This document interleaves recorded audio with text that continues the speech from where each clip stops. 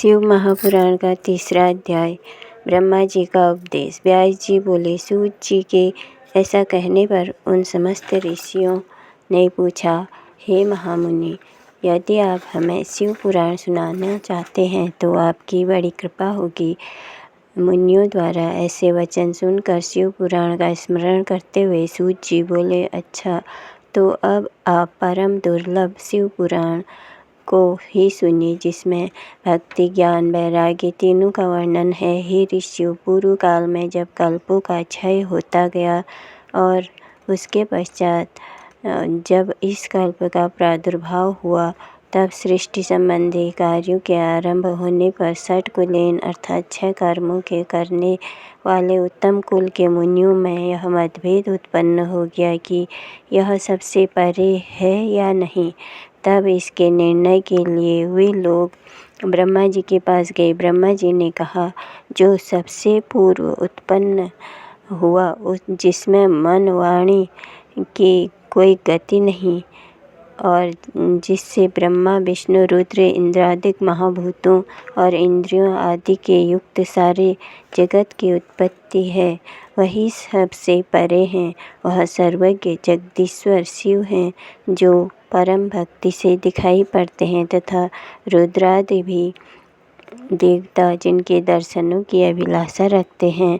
अधिक क्या कहूँ, शिव जी की भक्ति और भक्ति से ही उनके प्रसाद की प्राप्ति होती है। जैसे बीज से अंकुर और अंकुर से बीज की उत्पत्ति होती है। अतः हे ब्राह्मणों, आप लोग महादेव जी का प्रसाद पाने हेतु 1000 वर्ष का दीर्घ यज्ञ करें, जिसमें शिव की कृपा से आपको साध्य और साधन का ज्ञान होगा। इस पर मुनियों ने पूछा, हे भगवान, यह साध्य और साधन क्या है? ब्रह्मा जी बोले, साध्य शिव पद है और साधन उनकी सेवा, परंतु इसके लिए साधन को सर्वथा ही निष्प्रह होना चाहिए।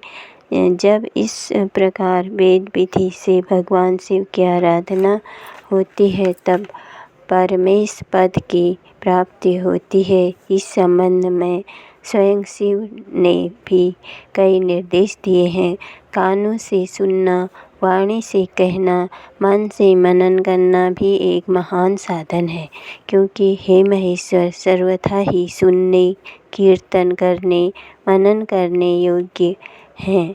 इसलिए साध्य तक पहुँचना तो साधन में जुट जाना आवश्यक है। प्रत्यक्ष का ही विश्वास होता है। अतः बुद्धिमान को चाहिए कि पहले गुरु के श्रीमुख से श्रवण कर कीर्तन और मनन द्वारा शिव योग को प्राप्त हुए।